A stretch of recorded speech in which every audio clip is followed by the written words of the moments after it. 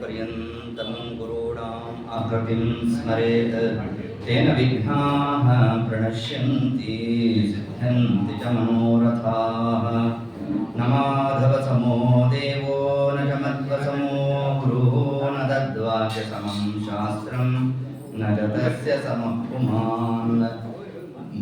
माता च कमला देवी पिता देवो जनार्दनः बान्धवाः विष्णुभक्ताश्च स्वदेशो भुवनत्रयं।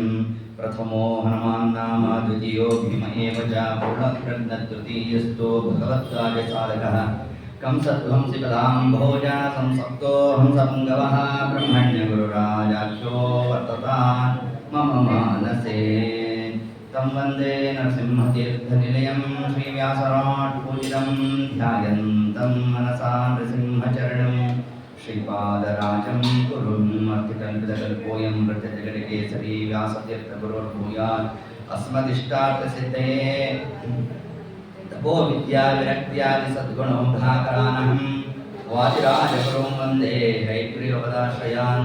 भक्तानां मनसां भोज भानवे कामधेनवे नमतां कल्पतरवे विजेन्द्रगुरवे नमः। पूज्याय राघवेन्द्राय सत्यधर्मरताय च भजतां कल्पवृक्षाय नमतां कामधेनवे दुर्वादिध्वान्तरवये वैष्णवेन्दीवरेन्दवे श्रीराघवेन्द्रगुरवे नमो अत्यन्तदयालवे।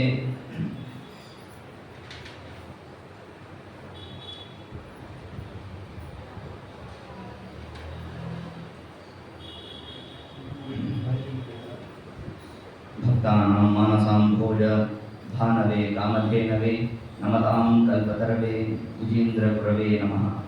श्रीगुरुभ्यो नमः। हरि ओಂ। ವಿಜೇಂದ್ರ ಸ್ವಾಮಿಗಳ ಆರಾಧನಾ ಪ್ರಯುಕ್ತವಾಗಿ ಆಕೃತಿಂ ಸ್ಮರೇತ್, ದೊಡ್ಡವರ ಅನುಗ್ರಹವನ್ನು ನಾವು ಹೆಂಗೆ ಸಂಪಾದಿಸಬೇಕು ಅಂತಂದರೆ ಅವರ ಆಕೃತಿಯ ಅವರ ಚರಿತ್ರೆಯನ್ನು ಚಿಂತನೆ ಮಾಡೋದು ಒಂದು ಕ್ರಮದ ಸಾಧನೆ ಅಂತಾದರೆ, ಇನ್ನು ಅವರ ಆ ಕೃತಿಗಳ ಆ ಸಮಂತ ಅವರಿಂದ ರಚಿತವಾಗಿರತಕ್ಕಂತಹ ಕೃತಿಗಳ ಒಂದು ಚಿಂತನೆ ಏನಿದೆ ಅದರಲ್ಲಿ ಕಿಂಚಿತ್ ನಿನ್ನೆ ದಿವಸ ನಾವು ಅದರ ಸ್ಮರಣೆಯನ್ನು ಮಾಡುತ್ತಾ ಗ್ರಂಥರತ್ನ ಪ್ರಣೀತ ವಿಜೇಂದ್ರ ಸ್ವಾಮಿಗಳ ಒಂದೊಂದು ಗ್ರಂಥವು ರತ್ನಕ್ಕೆ ಸದೃಶ್ಯವಾಗಿರ್ತಕ್ಕಂಥದ್ದು ಅಂತ ತಿಳಿಸಿದ್ದಾರೆ. ಅದರಲ್ಲೂ ವಿಶೇಷವಾಗಿ ಅನೇಕ ಶಾಸ್ತ್ರಗಳ ಒಂದು ಜಟಿಲ ಭಾಗವನ್ನೇ ಪ್ರಕರಣ ಗ್ರಂಥಗಳಂತೆ ತಾವು ರಚನೆ ಮಾಡಿರ್ತಕ್ಕಂಥದ್ದು ಒಂದು ಭಾಗ, ಇನ್ನು ಟಿಪ್ಪಣಿ ರೂಪದಲ್ಲಿ ಕೊಟ್ಟಿರ್ತಕ್ಕಂಥದ್ದು ಇನ್ನೊಂದು ಭಾಗ, ಸ್ತೋತ್ರ ಭಾಗ, ನಾಟಕ ರೂಪದಲ್ಲಿ ಬರೆದಿರ್ತಕ್ಕಂಥದ್ದು, ಹೀಗೆ ಬಹುಮುಖದಿಂದ ವಿಜೇಂದ್ರ ಸ್ವಾಮಿಗಳು ತಾವೇ ರಚನೆ ಮಾಡಿಕೊಟ್ಟಿದ್ದಾರೆ. ಅದರಲ್ಲಿ ವಿಶೇಷತಃ ಒಂದು ಸ್ತುತಿರತ್ನವನ್ನು ತಾವು ಸಜ್ಜನರ ಉದ್ಧಾರಕ್ಕಾಗಿ ಏನು ರಚನೆ ಮಾಡಿದ್ದಾರೆ, ಪಾಪ ವಿಮೋಚನ ಸ್ತೋತ್ರ. 28 ನುಡಿಗಳಿಂದ ಕೂಡಿರ್ತಕ್ಕಂಥದ್ದು. ಭಾಗವತ, ಮಹಾಭಾರತ, ಹಾಗೆ ಗರುಡ ಪುರಾಣ, ಇದೆಲ್ಲದರ ಸಾರಭೂತವಾಗಿರ್ತಕ್ಕಂಥದ್ದು ಏತಸ್ತೋತ್ರ. ಹೆಸರೇ ನಮಗೆ ತಿಳಿಸುತ್ತೆ, ಪಾಪ ವಿಮೋಚನ. ನಮ್ಮಲ್ಲಿರ್ತಕ್ಕಂತಹ ಪಾಪವನ್ನು ಕಳಿತಕ್ಕಂಥದ್ದು ಅಂತ ತಿಳಿಸಿದ್ದಾರೆ. ಇದಕ್ಕೆ ಯಾರು ಪೂರ್ವಪಕ್ಷ ಮಾಡಿದ್ರೆ, ಅಲ್ರಿ ನಮ್ಮಲ್ಲಿ ಏನಾದ್ರು ಪಾಪಗಳಿದೆಯಾ ಅಂತ ಯಾರು ಕೇಳಿದ್ರೆ ಇದ್ರೆ ತಾನೇ ವಿಮೋಚನೆ. ನಾವು ಪಾಪನೇ ಇಲ್ಲಪ್ಪ ಅಂತಂದ್ರೆ ಅದಕ್ಕೆ ವಿಜೇಂದ್ರ ಸ್ವಾಮಿಗಳು ತಿಳಿಸಿದ್ರು. ಮೊದಲನೇ ಶ್ಲೋಕದಲ್ಲೇ ಏತದಂಶವನ್ನು ಉಲ್ಲೇಖ ಮಾಡ್ತಾ ಸುಕೃತಂ ತಿಲ ಮಾತ್ರ ತುಲ್ಯ ಭೀಷ ಕ್ರಿಯತೆ ನೈವ ಮಯೇಕ ವತ್ಸರೇಪಿ. ಇಡೀ ಸಂವತ್ಸರ ವತ್ಸರೇ ಒಂದು ವರ್ಷದಲ್ಲಿ ವಿಜೇಂದ್ರ ಸ್ವಾಮಿಗಳು ತಿಳಿಸ್ತಾ ಇದ್ದಾರೆ, ಸುಕೃತಂ ಸತ್ಕಾರ್ಯವನ್ನ ತಿಲ ಮಾತ್ರ ತುಲ್ಯ ಎಳ್ಳಿನ ಕಾಳಷ್ಟು ಸಾಧನೆ ಮಾಡೇ ಇರೋದು. ಮಾಡ್ತಾ ಇದ್ದೇವೆ ಅಂತ ಅನ್ಕೊಂಡಿರ್ತೇವಂತೆ. ಮಾಡೋ ಕಾಲದಲ್ಲೇ ಎಂತಹ ದೋಷ ಅಂತಂದ್ರೆ ನಾನು ಮಾಡ್ತಾ ಇದ್ದೇನೆ ಮೊದಲನೇ ದೋಷ. ಮಂತ್ರಹೀನಂ ಕ್ರಿಯಾಹೀನ. ಇನ್ನು ಬಹಳ ಬೇಕಾದದ್ದು ಯಾವುದೋ ಭಕ್ತಿ, ಅದಾನ ಪೂರ್ತಿ ಇದೆಯಾ ಹೀನ. ಎಲ್ಲ ಹೀನತೆಯಲ್ಲಿ ಇಟ್ಕೊಂಡು ನಾನು ಮಾಡ್ತಾ ಇದ್ದೇನೆ ಅಂತ ಏನ್ ಧ್ವನಿ ಬರುತ್ತಲ್ಲ, ಇದೇ ಮೊಟ್ಟ ಮೊದಲ ದೋಷ ಅಂತ ತಿಳಿಸ್ಬೇಕು. ನಾನೇ ಮಾಡ್ತಾ ಇದ್ದೇನೆ ಅಂತ ನಾವೇನಾರು ಹಂಚಿದ್ರೆ ಮಾಡಿದ್ರೆ ಅದಕ್ಕೆ ಬರ್ತಕ್ಕಂಥ ಮೊಟ್ಟ ಮೊದಲನೇ ದೋಷ ಯಾವುದು ಅಂತಂದ್ರೆ ಜೀವನಿಗೆ ಸ್ವತಂತ್ರ ಕರ್ತೃತ್ವ ಇದೆ ಅಂತ ಆಗೋಯ್ತ. ಎಂತಹ ದೋಷ ಬಂದೋಯ್ತು. ನಮಗೂ ಪರಮತಿಯರಿಗೂ ಏನು ವ್ಯತ್ಯಾಸ ಆಯ್ತಪ್ಪ? ಸುಮ್ಮನೆ ರಥೋತ್ಸವ ಮುಂದೆ ಹೋಗ್ಬೇಕಾದ್ರೆ ಹರಿಸರ್ವೋತ್ತಮ ವಾಯುಜೀವೋತ್ತಮ ಹಿಂಗೆ ನಾವು ಕೂಗೋದಾಗ್ತದೆ ಹೊರತಾಗಿ ಅದರ ಆಂತರ್ಯವನ್ನೇ ತಿಳಿಲಿಲ್ಲ. ಹರಿಸರ್ವೋತ್ತಮ ಹೇಗೆ, ಅವನ ಸರ್ವೋತ್ತಮ ಅಂತ ನಾವ್ಯಾಕೆ ಪ್ರತಿಪಾದನೆ ಮಾಡಬೇಕು ಅಂತ ಇಷ್ಟು ನಾವು ಚಿಂತನೆ ಮಾಡಿದಾಗ ಅದಕ್ಕೆ ಕೃಷ್ಣ ತಾನು ಭಗವದ್ಗೀತೆಯಲ್ಲಿ ಏನು ತಿಳಿಸಿದ್ದಾನೆ, ಏನೇನು ಮಾಡ್ತೀವಿ ಯದಷ್ಟಾತಿ ಗೃಹಾತಿ. ನಾವು ತಿನ್ನೋದು, ನೋಡೋದು, ಗೃಹನ್ನು ಓಡಾಡುವುದು, ಮಲಗೋದು ಪ್ರತಿಯೊಂದೂ ಕೂಡ ಮದರ್ಪಣಂ ಅಂತ, ನನಗರ್ಪಣೆ ಮಾಡ್ರಿ ಅಂತ ಪರಮಾತ್ಮ. ಯಾಕೆ ಪರಮಾತ್ಮನ ಅರ್ಪಣೆ ಮಾಡಬೇಕು ಅಂತಂದ್ರೆ ಯಾರು ನಮ್ಮಿಂದ ನಿಂತು ಕಾರ್ಯವನ್ನು ನಡೆಸ್ತಾ ಇದ್ದಾನೋ ಅವನಿಗೆ ಸಮರ್ಪಣೆ ಮಾಡಬೇಕು. ಕೆರೆಯ ನೀರನ್ನು ಕೆರೆಗೆ ಚೆಲ್ಲಿ. ಎಷ್ಟು ಸುಲಭ ಬರೆದ್ಬಿಟ್ರು ನೋಡ್ರಿ ದಾಸರಾಯ. ಹೌದು, ಯಾಕೆ ಕೆರೆಯ ನೀರನ್ನು ಕೆರೆಗೆ ಚೆಲ್ಲಿ ಅಂತಂದ್ರೆ ಯಾರು ನಮ್ಮಿಂದ ಕ್ರಿಯಾಗಳನ್ನು ನಡೆಸ್ತಾ ಇದ್ದಾನೋ ನಹಿ ಕಶ್ಚಿತ್ ಕ್ಷಣಮಪಿ ಜಾತ ತಿಷ್ಠತ್ ಅಕರ್ಮಕೃತ. ಕೃಷ್ಣ ತಾನು ಈ ಒಂದು ಮಾತನ್ನೇ ಭಗವದ್ಗೀತೆಯಲ್ಲಿ ತಿಳಿಸ್ತಾನೆ. ನ ಕಶ್ಚಿತ್ ಕ್ಷಣಮಪಿ ಜಾತ ತಿಷ್ಠತ್. ಒಂದು ಕರ್ಮವನ್ನು ಮಾಡದೆ ಒಂದು ಕ್ಷಣ ಮಾತ್ರದಲ್ಲೂ ಜೀವ ಇರ್ಲಿಕ್ಕೆ ಸಾಧ್ಯ ಇಲ್ಲ ಅಂತ ತಿಳಿಸಿದ್ದಾರೆ. ಇಲ್ಲಪ್ಪ ನಾ ಸುಮ್ಮನೆ ಕೂತಿದ್ದೇನೆ, ಸುಮ್ಮನೆ ಕೂತಿರೋದು ಒಂದು ಕ್ರಿಯೆ. ಪರಮಾತ್ಮ ನಾವು ಮಲಗಿದ್ದೇವೆ, ಮಲಗೋದು ಒಂದು ಕ್ರಿಯೆ. ಹಾಗಾದ್ರೆ ಮಲಗಿರೋದ್ರಿಂದಾಗಿ ಏನು ಸಾಧನ, ಇದನ್ನು ಪರಮಾತ್ಮ ತಾನು ತಿಳಿಸ್ಕೊಡ್ತಾನೆ ನಮಗೆ. ಮಲಗಿರೋದ್ರಿಂದ ಏನು ಸಾಧನ ಏನು ಪ್ರಶ್ನೆ ಮಾಡ್ತಿರೋ. ಏತೊತ್ತು ಕಾಲಕ್ಕೆ ಭವ್ಯವಾದ ನನ್ನ ವ್ಯಾಪಾರ ನಡೆಯುತ್ತಪ್ಪ, ಅದನ್ನು ಚಿಂತನೆ ಮಾಡಿ ಮಲಗಿರಿ ಅಂತ ನಮಗೆ. ಏನು ನಾವು ಮಲಗದಾಗ ದೇವರ ವ್ಯಾಪಾರ ಏನು? ಸ್ವಪ್ನಾವಸ್ಥೆಗೆ ಜಾರುತ್ತೇವೆ, ಅದಾದ ಮೇಲೆ ಸುಷುಪ್ತಾವಸ್ಥೆಗೆ ಹೋಗ್ತೇವೆ, ಅದಾದ ಮೇಲೆ ಜಾಗೃತ ಅವಸ್ಥಾಗೆ ಬರ್ತೇವೆ. ನೋಡಿ, 3 ಅವಸ್ಥಾ ಅದು ಜರುಗಬೇಕಾದರೆ, ಮಲಗಿದವನು ಏಳಬೇಕಾದರೆ ದೇವರ ವ್ಯಾಪಾರ ಇದೆ. ಆದರೆ ನಾವೇ ಅದ್ಯಾಪ್ ಏನು ಚಿಂತನೆ ಮಾಡ್ತೇವೆ? ನಾನೇ ಹೇಳ್ತಾ ಇದ್ದೇನೆ, ನಾನು ಮಾಡ್ತಾ ಇದ್ದೇನೆ ಅಂತ ನಮ್ಮ ತಲೆಯಲ್ಲಿ ವಿಷಯ ಬರ್ತದೆ ಹೊರತಾಗಿ ಸುಕೃತಂ ತಿಲ ಮಾತ್ರ ತುಲ್ಯಮೀಶ ಕ್ರಿಯತೆ ನೈವ ಮಯೇಕ ವತ್ಸರೇಪಿ. ವಿಜೇಂದ್ರ ಸ್ವಾಮಿಗಳು ತಿಳಿಸ್ತಾ ಇದ್ದಾರೆ, ಸ್ವಾಮಿ ತಿಲ ಮಾತ್ರ ಸಾಧನ. ಇಡೀ ಒಂದು ವರ್ಷ, ಒಂದು ವತ್ಸರವನ್ನು ನಾವು ತಗೊಂಡ್ರು ಕಿಂಚಿತ್ತು ನಮ್ಮಿಂದ ಸಾಧನಾದಿಗಳು ನಡೀತಾ ಇಲ್ಲ. ಆದರೆ ಅಪಿತು ಬೇರೆ ಕೆಲಸ ನಡೀತಾ ಇದೆ. ಅಪಿತು ಕ್ರಿಯತೆ ತು ದೋಷಪೂಗಃ ಪ್ರತಿ ಯಾಮಂ ಸಕಲೇಂದ್ರಿಯೈ ಮುಕುಂದ. ಸ್ವಾಮಿ, ಈ ಒಂದು ಇಂದ್ರಿಯಗಳಿಂದ ಒಂದೊಂದು ಯಾಮಕ್ಕೂ ಸಹಸ್ರಾರು ಅಪರಾಧವನ್ನು ಮಾಡಿಬಿಟ್ಟೆ. ಒಂದು ಯಾಮ ಅಂದರೆ 3 ರಿಂದ 4 ತಾಸು. ಜಾವಕ್ಕೆ 1000 ತಪ್ಪನ್ನು ಮಾಡುವೆ ಕಾಯೋ ದಯಾಮುದಿ ವಿಠಲ. ಈ ಶಬ್ದ ಎಲ್ಲಿಂದ ಹೊರಡಿತು?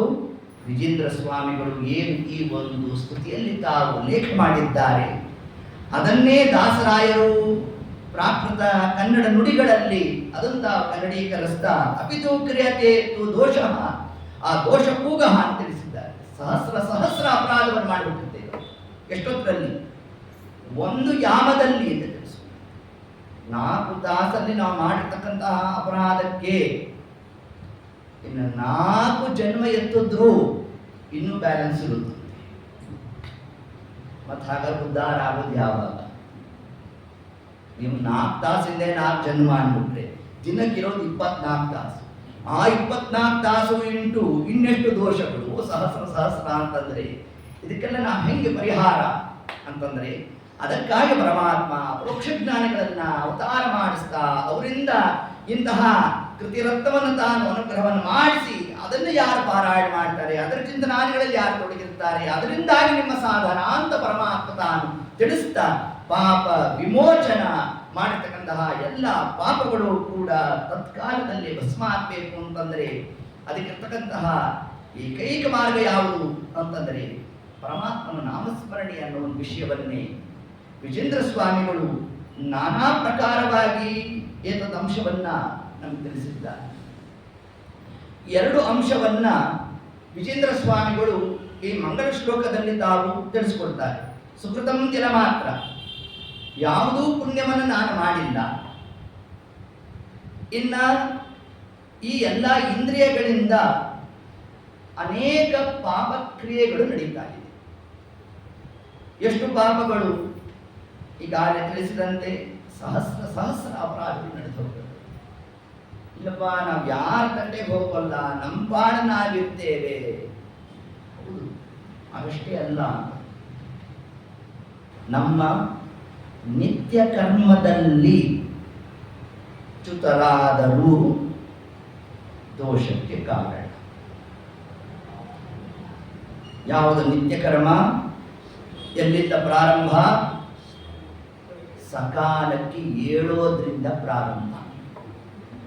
ಅಲ್ಲೇ ಎಡುವುದಿಲ್ಲ.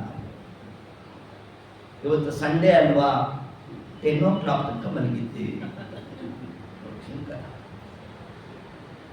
ನಮ್ಮ ದೋಷಗಳ ಪಟ್ಟಿಯನ್ನು ಮಾಡ್ತಾ ದಾಸರಾಯರು ಎಲ್ಲಿಂದ ಪ್ರಾರಂಭ ಮಾಡಿದ್ರು? ಬೆಳಗಿನ ಝಾವತಿ ಹರಿ ನಿಮ್ಮ ಸ್ಮರಣೆಯ ಹಲುಬಿಕೊಳ್ಳದ ತಪ್ಪು, ಮಲಮೂತ್ರ ವಿಸರ್ಜನೆ ಮೃತ್ತಿಕೆಯಲಿನ ಮಲಿನವ ತೊಳೆಯದ ತಪ್ಪು, ತುಳಸಿ ಗೋವೃಂದಾವನ ಸೇವೆಗೆ ನಾ ಅಲಸವ ಮಾಡಿದ ತಪ್ಪು, ನಲಿನ ಸಖೋದಯ ಗರ್ಭ್ಯವ ನೀಡದ ಕಲಿವ್ಯಾಸಂಗದ ತಪ್ಪು.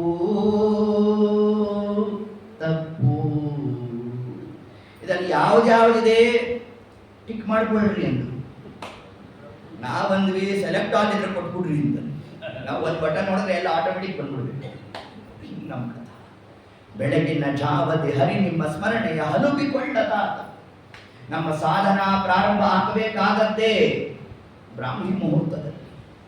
ಯಾವ ಬ್ರಹ್ಮದೇವರು ಎತ್ತುತ್ತ ಮುಹೂರ್ತಕ್ಕೆ ಅಭಿಮಾನಿಗಳಾಗಿದ್ದಾರೋ ಆ ಸಮಯದಲ್ಲಿ ನಾವು ಸಾಧನೆಯನ್ನು ಪ್ರಾರಂಭ ಮಾಡಬೇಕು. ಅದೇ ಮೊದಲನೇ ದೋಷ ಅಂತ. ಅದಕ್ಕೆ ರಾಯ ಕೊಟ್ಟಿರ್ತಕ್ಕಂತಹ ಗ್ರಂಥದ ಹೆಸರೇನು? ಪ್ರಾತಃ ಸಂಕಲ್ಪ ಪದ್ಯ. ಪ್ರಾತಃ ಬೆಳಗಿನ ಜಾವದಲ್ಲಿ ಎದ್ದು ಸಂಕಲ್ಪ ಮಾಡಿ. ಸಂಕಲ್ಪ ಮಾಡಿದಾಗ ಆಯ್ತಪ್ಪ, ನಾನು ಬೆಳಗಿನ ಜಾವ ಏಳಲಿಲ್ಲ, ಆಮೇಲಿಂದ ನಾನು ಸಂಕಲ್ಪ ಮಾಡಿದ್ರೆ ಪರಮಾತ್ಮ ಸ್ವೀಕಾರ ಮಾಡ್ತಾನೋ ಇಲ್ವೋ ಅಂತಂದ್ರೆ ಪರಮಾತ್ಮ ಸ್ವೀಕಾರ ಮಾಡುವಲ್ಲ ಅಂತೇನಲ್ಲ. ಆದರೆ ಯಾವ ಕಾಲದಲ್ಲಿ ನಾವು ದೇವರ ಧ್ಯಾನಪರರಾಗಿರಬೇಕೋ ಆ ಸಮಯವನ್ನು ಮೀರ್ತು ಅಂತಂದ್ರೆ ಆಜ್ಞಾಚಕ್ರ ಕಾರ್ಯಪ್ರವೃತ್ತ ಆಗುವಲ್ಲ. ಆಜ್ಞಾಚಕ್ರ ಅದು ವಿಶೇಷತಃ ಕಾರ್ಯೋನ್ಮುಖ ಆಗೋದು ಯಾವಾಗ? ಬೆಳಗಿನ ಜಾವದಲ್ಲಿ. ನೀವು ಬೇಕಾದ್ರೆ ಪ್ರತಿನಿತ್ಯ ಬೆಳಗಿನ ಜಾವ 4 ಗಂಟೆಗೆ ಎದ್ದು 5:30 ತನಕ ಧ್ಯಾನದ ಅಭ್ಯಾಸವನ್ನು ಮಾಡಿ. ಒಂದು 6 ತಿಂಗಳು 1 ವರ್ಷ ಮಾಡಿ. ಅದಾದ ಮೇಲೆ ಅದರ ಅನುಭವ ನಿಮಗೆ ಗೊತ್ತಾಗುತ್ತೆ. ಎಷ್ಟು ಸ್ಪಷ್ಟವಾದ ಅನುಭವ ಅಂತಂದ್ರೆ ಆ ಚಕ್ರ ತಿರುಗುವ ಅನುಭವ ನಿಮಗೆ ಪ್ರಾಪ್ತಿಯಾಗುತ್ತೆ. ಇಷ್ಟು ಜಾಗೃತ ಆಗುತ್ತೆ ಯಾವುದು ಆಜ್ಞಾಚಕ್ರ. ಇದನ್ನೇ ಭಾಗವತ ಪ್ರಥಮ ಸ್ಕಂದದಲ್ಲಿ ಶುಕಾಚಾರ್ಯ ಪರೀಕ್ಷಿತ್ ಮಹಾರಾಜರು ಉಪದೇಶ ಮಾಡಬೇಕಾದರೆ ಪ್ರಾಣಃ ಸಮ್ಯಕ್ ಭ್ರೂಮಧ್ಯೆ ತಿಷ್ಠಿ, ಭ್ರೂಮಧ್ಯದಲ್ಲಿ ಜೀವನನ್ನ ವಾಯುದೇವರು ನಿಲ್ಲಿಸ್ತಾರೆ ಅಂತ ತಿಳಿಸ್ಕೊಟ್ಟಿದ್ದಾರೆ. ಯಾಕೆ ಆ ವಿಷಯ ಹೇಳಿದ್ರಲ್ಲಿ ಅಂದ್ರೆ ಆಜ್ಞಾಚಕ್ರ ಇರೋದೆಲ್ಲಿ ದಕ್ಷಿಣಾಕ್ಷಿ ತಾಕೊಂಡಿರೋ. ಹಾಗಾದ್ರೆ ಜೀವ ತಾನು ಹೊರಡಬೇಕಾದ್ರೆ ಎಲ್ಲಿ ನಿಲ್ತಾನೆ? ಆಜ್ಞಾಚಕ್ರದಲ್ಲಿ ನಿಲ್ಲಿಸ್ತಾನೆ ವಾಯುದೇವ. ಭ್ರೂಮಧ್ಯದಲ್ಲಿ ಜೀವ ನಿಲ್ಬೇಕು. ಇಂತಹ ವಾಯುದೇವ ಪ್ರಶ್ನೆ ಮಾಡಬೇಕು, ಆ ಪ್ರಶ್ನೆಗೆ ಜೀವ ಉತ್ತರ ಕೊಡಬೇಕು. ಅವನು ಉತ್ತರ ಕೊಟ್ಟ ಅಂತಂದ್ರೆ ಆಗ ಮೇಲ್ಮುಖವಾಗಿ ಪ್ರಾಣೋತ್ತರಣ. ಇಷ್ಟು ಕಾರ್ಯ ಆಗಬೇಕಾದರೆ ಮೊಟ್ಟ ಮೊದಲನೆಯದಾಗಿ ನಾವು ಮಾಡಬೇಕಾದದ್ದು ಯಾವುದು? ಬೆಳಗಿನ ಜಾವ ಏಳೋ ಅಭ್ಯಾಸ ಮಾಡಬೇಕು. ಎದ್ದಿದ್ದು ಸುಮ್ಮನೆ ಎದ್ದೇ ಏನೋ ಮೊಬೈಲ್ ತಿರುಗಿಸ್ತಾ ಕೂತಿದ್ದೆ ಅಂದ್ರೆ ಹಂಗೆ ಪ್ರಯೋಜನ ಬರೋಲ್ಲ. ವಿಶೇಷತಃ ಧ್ಯಾನ ಪರನಾಗಬೇಕು. ಅದಕ್ಕೆ ಶ್ರೀಮದ್ ಆಚಾರ್ಯ ತಿಳಿಸ್ತಾರೆ, ಪೂಜ್ಯಶ್ಚ ಭಗವಾನ್ ವಿಷ್ಣು ಚಕ್ರಾಬ್ಜಾಬ್ಧಿಕ ಮಂಡಲಿ. ದೇವರನ್ನ ಉಪಾಸನೆ ಮಾಡಬೇಕಾದ್ರೆ ಎಲ್ಲಿ ಉಪಾಸನೆ ಮಾಡಬೇಕು? ನಾವು ಮನೆಯಲ್ಲಿ ದೇವ ಪ್ರತಿಮಾ ಇಟ್ಕೊಂಡಿರ್ತೇವೆ, ಬೇಕಾಷ್ಟು ಆರಾಧನೆ ಮಾಡ್ತಾ ಇರ್ತೇವೆ. ಅದಷ್ಟೇ ಕೊನೆಯ ಹಂತದ ಪೂಜೆ ಅಂತ ಅರ್ಥ ಮಾಡಬೇಡ್ರಿ ಎಂದು ಆಚಾರ್ಯ. ಅದು ಕೇವಲ ಅಭ್ಯಾಸಕ್ಕಾಗಿ.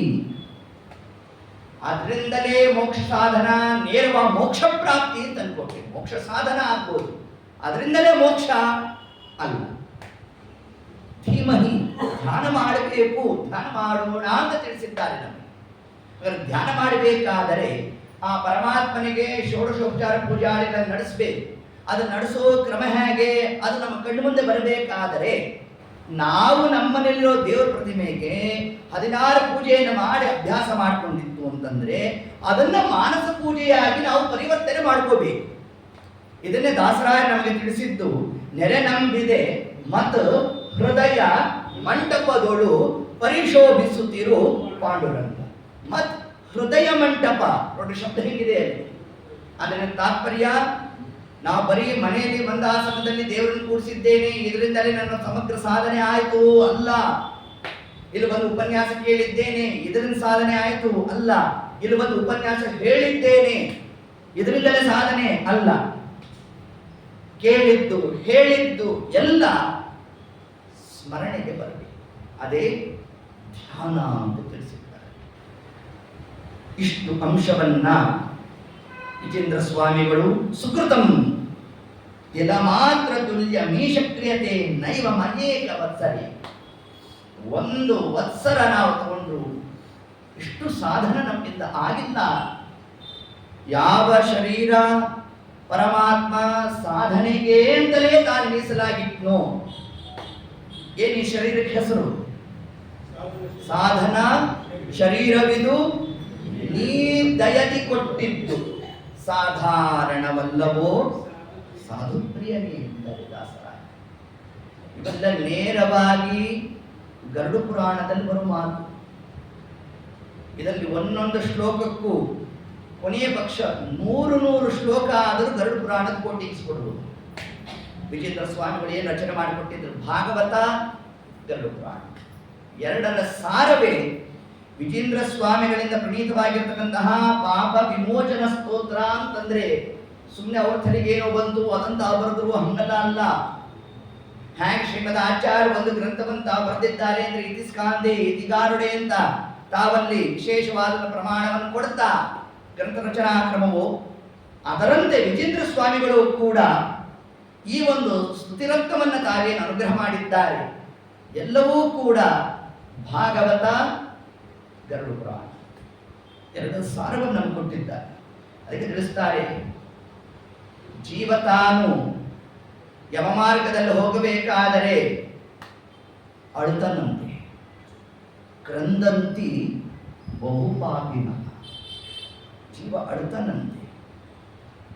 ಯಾಕೆ ಅಳ್ತಾನೆ? ಎಷ್ಟು ಆಶ್ಚರ್ಯ ನೋಡಿ. ಹಾ ಭ್ರಾತ, ಹಾ ಪುತ್ರ ಪ್ರಲಪಂತಿ ಪುನಃ ಪುನಃ ಹೆಂಡತಿ ಮಕ್ಕಳು ನಿನ್ಸ್ಕೊಂಡು ಅಳ್ತಾನಂತೆ. ಹೋದ್ರಿ ಏನು ಪಾಪ, 3 ಶರೀರ ಬಿಟ್ಬಿಟ್ಟಿರ್ತೇವೆ, 3ನೇ ಶರೀರದಲ್ಲಿ ಬಂದಿರ್ತಾನೆ ಜೀವ. ಆದರೂ ನಾನು, ನನ್ನ ಮನೆ, ನನ್ನ ಮಕ್ಕಳು, ನನ್ನ ರಾಜ್ಯ, ಈ ವ್ಯಾಮೋಹನೇ ಬಿಟ್ಟು ಹೋಗಿರುತ್ತಂತೆ.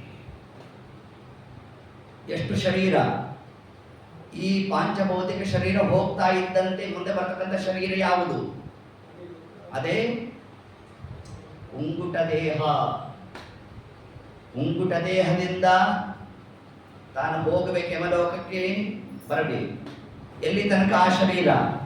ಅಗ್ನಿಸ್ಪರ್ಶ ಆಗೋ ತನಕ ಆ ಶರೀರ. ಅಗ್ನಿಸ್ಪರ್ಶ ಆಯಿತು ಅಂತಂದ್ರೆ ಉಂಗುಟ ದೇಹ ಹೋಯಿತು, ಪಿಂಡಜ ದೇಹ ಪ್ರಾಪ್ತಿಯಾಯಿತು. ಎಷ್ಟು ದಿವಸಗಳ ಕಾಲ? 10 ದಿವಸ.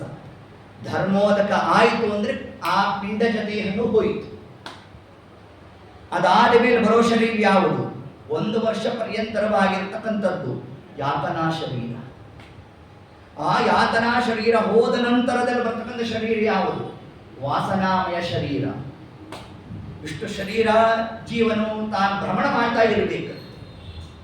ಹಿಂಗಿದ್ದಾಗ ಸುಕೃತಂ, ಒಳ್ಳೆ ಸತ್ಕರ್ಮಾನುಷ್ಠಾನವನ್ನ ನಾವು ಮಾಡಲಿಕ್ಕೆ ಯೋಗ್ಯವಾದಂತಹ ಶರೀರ ಅಂತಂದ್ರೆ ಅದು ಮನುಷ್ಯ ದೇಹ ಮಾತ್ರ. ಇನ್ನು ಯಾವ ಶರೀರದಲ್ಲೂ ಸಾಧನೆ ಆಗುವುದೇ ಇಲ್ಲ ಅಂತ ತಿಳಿಸ್ತಾರೆ.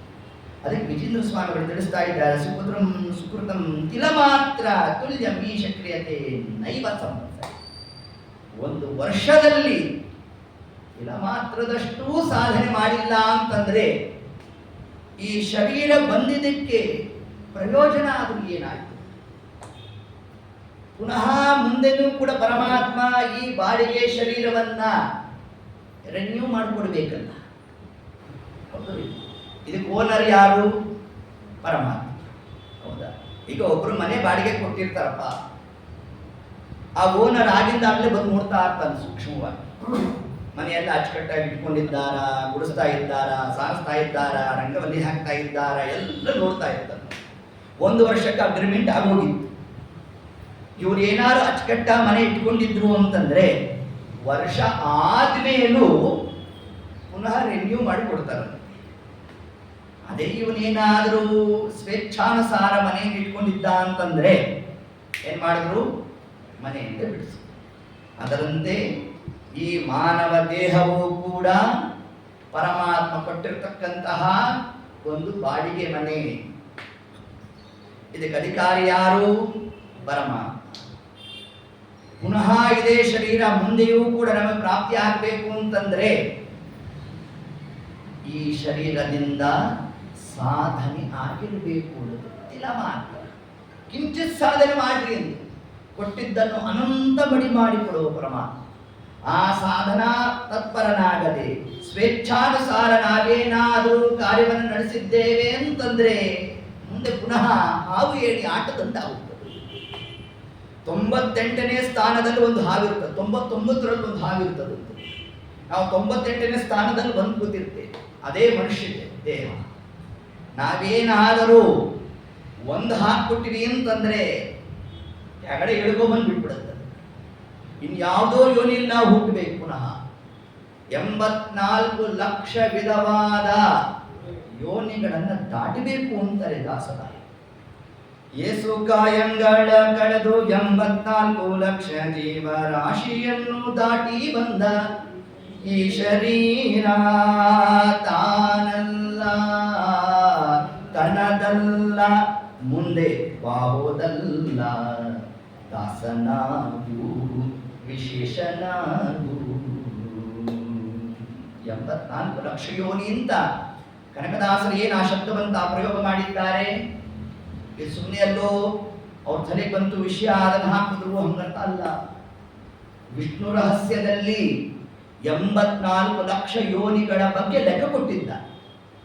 ಯಾವ ಯಾವ ಯೋನಿಗಳಲ್ಲಿ ಎಷ್ಟೆಷ್ಟು ಲಕ್ಷ ಜನ್ಮ ನಾವು ವ್ಯಯ ಮಾಡಿರ್ವಿ, ನಾವು ಕಳ್ಕೊಂಡಿರ್ವಿ. ಅದಾದ್ಮೇಲೆ ಬರೋದು ಯಾವುದು? ಮನುಷ್ಯ ಜನ್ಮ. ಅದನ್ನು ಪುನಃ ಸ್ಮೃತ ವಿಶೇಷ.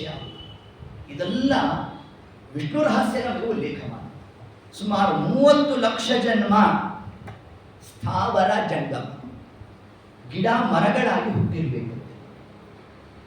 ಈ ಮನುಷ್ಯ ಜನ್ಮ ಬಂದಾಗ ವೀಕೆಂಡ್ ಬಂತು ಅಂತ ಸೈಡ್ ಸೀಯಿಂಗ್ ಹೋಗ್ತೀನಿ ಅಂತಂದ್ರೆ ದೇವರಂತನಂತೆ 30 ಲಕ್ಷ ಜನ್ಮ ಸೈಡಲ್ಲೇ ಬಿದ್ದಿದ್ದೆಲ್ಲೋ ಪುನಃ ಸೈಡ್ ಸೀಯಿಂಗ್ಗೆ ಹೋಗ್ತೀನಿ ಅಂತ್ಯಾ ಅಂತನಂತೆ.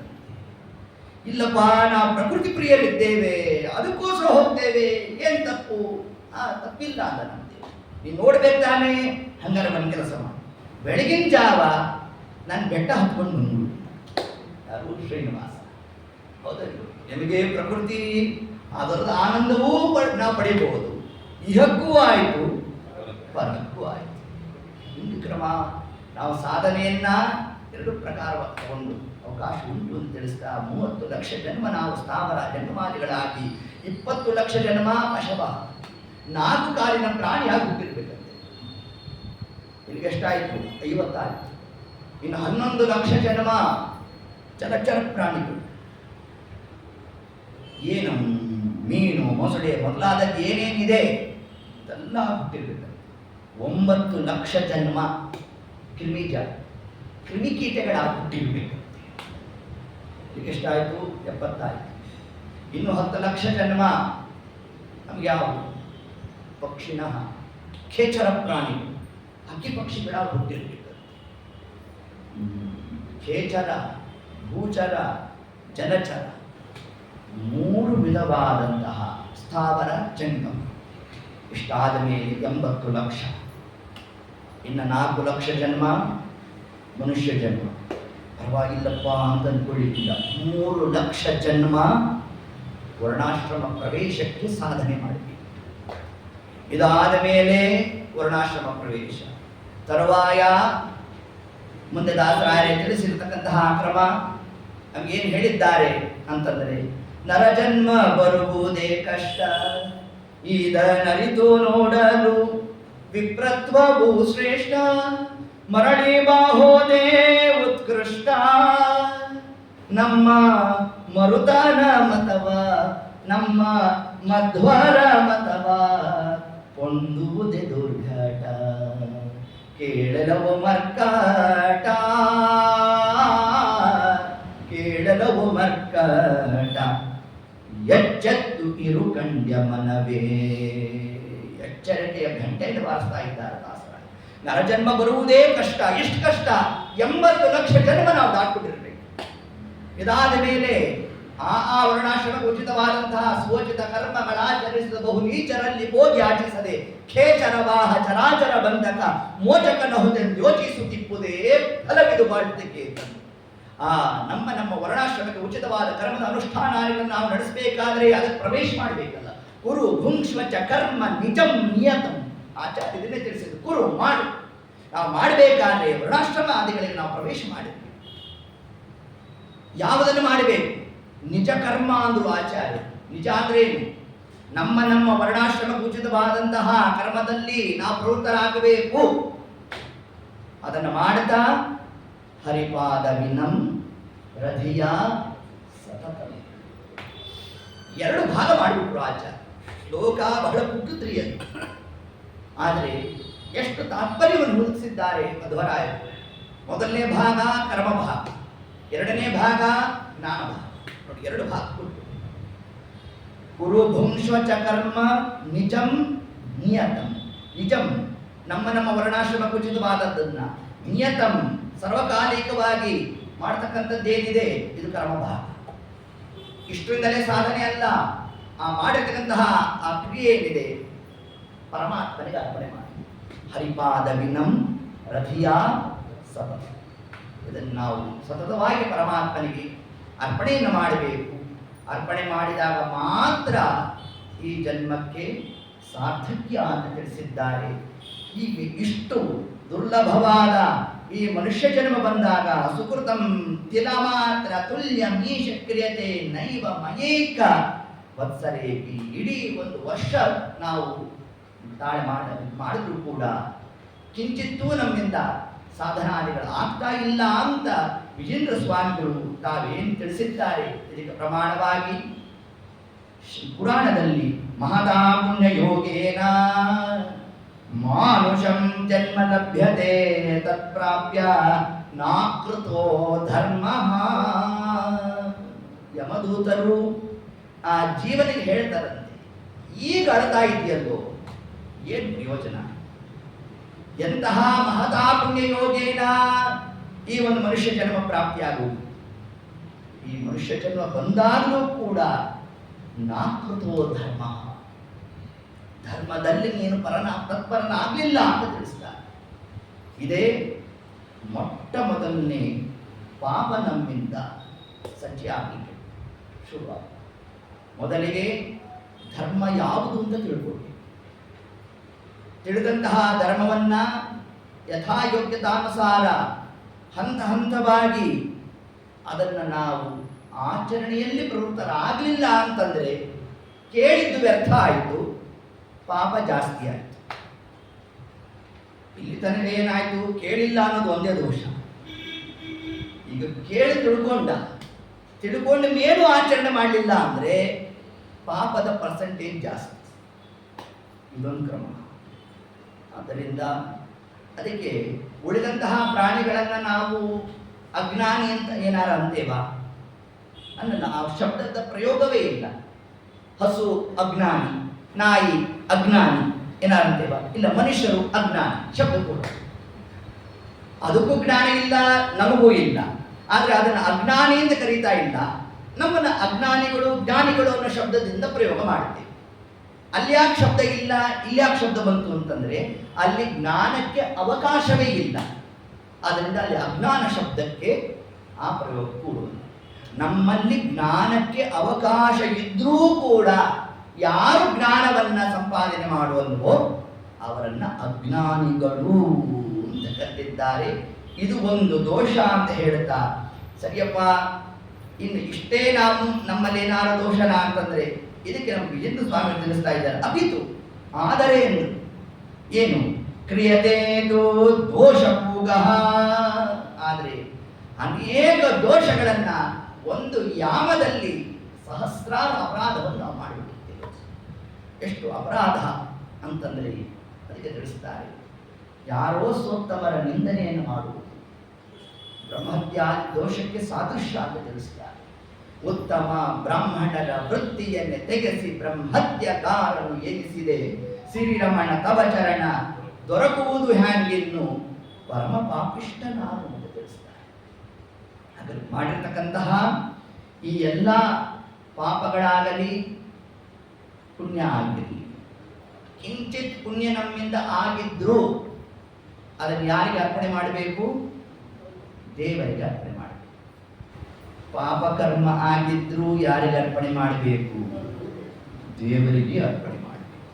ಇದನ್ನೇ ನಮ್ಗೆ ತಿಳಿಸಿದ್ದು ಶ್ರೀಮದ್ ಆಚಾರ್ಯ ತದ್ ವಿಷಯವನ್ನು ನಮಗೆ ತಿಳಿಸ್ತಾ, ಅಕ್ಷಯಂ ಕರ್ಮ ಯಸ್ಮಿನ್ ಪರೇ ಸ್ವರ್ಪಿತಂ ಪ್ರಕ್ಷಯಂ ಯಾಂತಿ ದುಃಖಾನಿ ಯನ್ನಾಮತಃ ಅಕ್ಷರೋ ಯೋಜನಃ ಸರ್ವದೈವಾಮೃತಃ ಕುಕ್ಷಿಗಂ ಯಸ್ಯ ವಿಶ್ವಂ ಸದಾ ಜಾಧಿಕಂ ಪ್ರೀಣಯಾಮೋ ವಾಸುದೇವಂ.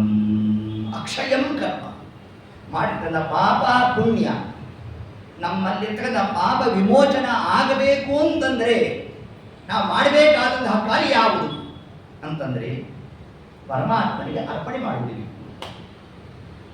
ಎಲ್ಲಿ ತನಕ ನಾವು ಅರ್ಪಣೆ ಮಾಡಲಿಕ್ಕೆ ಅವಕಾಶ ಇದೆ ಅಂತಂದ್ರೆ ಈ ಪಾಂಚಭೌತಿಕ ಶರೀರವನ್ನ ಬಿಡೋ ತನಕ ಮಾತ್ರ ನಮಗೆ ಪಾಪ ಪುಣ್ಯಾದಿಗಳನ್ನ ಭಗವದರ್ಪಣ ಮಾಡಲಿಕ್ಕೆ ನಮಗೆ ಅಧಿಕಾರ ಪ್ರಾಪ್ತಿ.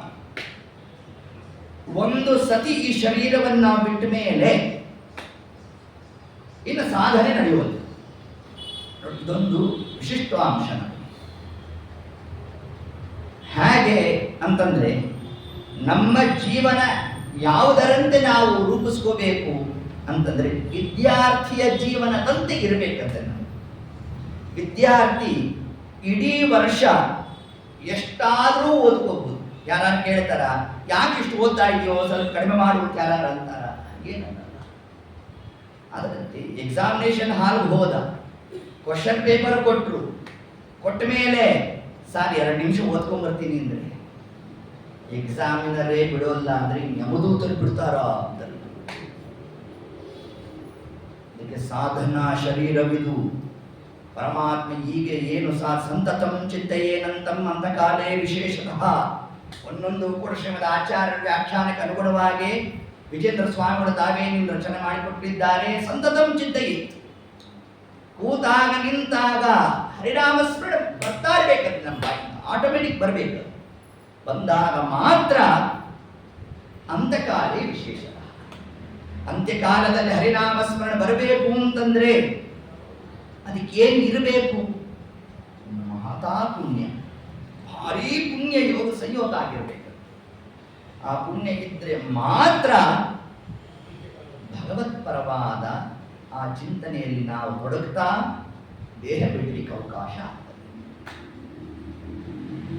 ಸಹಸ್ರ ನಾಮವನ್ನು ಹೇಳಿದ್ರೂ ಕೂಡ ಅಂತ್ಯಕಾಲದಲ್ಲಿ ತಮ್ಮ ಮೂಲ ರೂಪ ಚಿಂತನೆ ಬಂದು ಹೋಯ್ತೇ ಹೊರತಾಗಿ ಪರಮಾತ್ಮ ನಾಮಸ್ಮರಣೆ ಬರಲಿಲ್ಲ.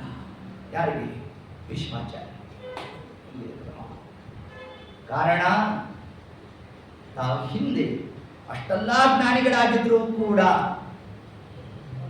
ಭಾಗವತೋತ್ತಮರಾಗಿರ್ತಕ್ಕಂತಹ ಪಾಂಡವರಿಗೆ, ಭಾಗವತೋತ್ತಮರಾಗಿರ್ತಕ್ಕಂತಹ ದ್ರೌಪದಾದೇವಿಗೆ ಅಪಮಾನ ಆಗೋ ಕಾಲಕ್ಕೆ ಅವರು ತಡಿಲಿಲ್ಲ.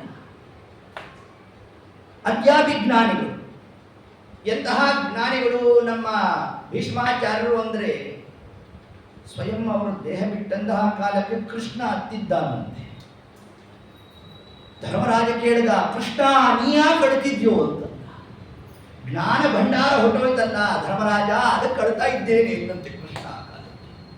525 ವರ್ಷಗಳ ಕಾಲ ಸಮಗ್ರ ಅಧ್ಯಯನದ ಒಂದು ಅವಧಿಯ 800 ವರ್ಷದಲ್ಲಿ ಇಷ್ಟು ಅಧ್ಯಯನ ಪರರಾಗಿದ್ದಂಥವರು.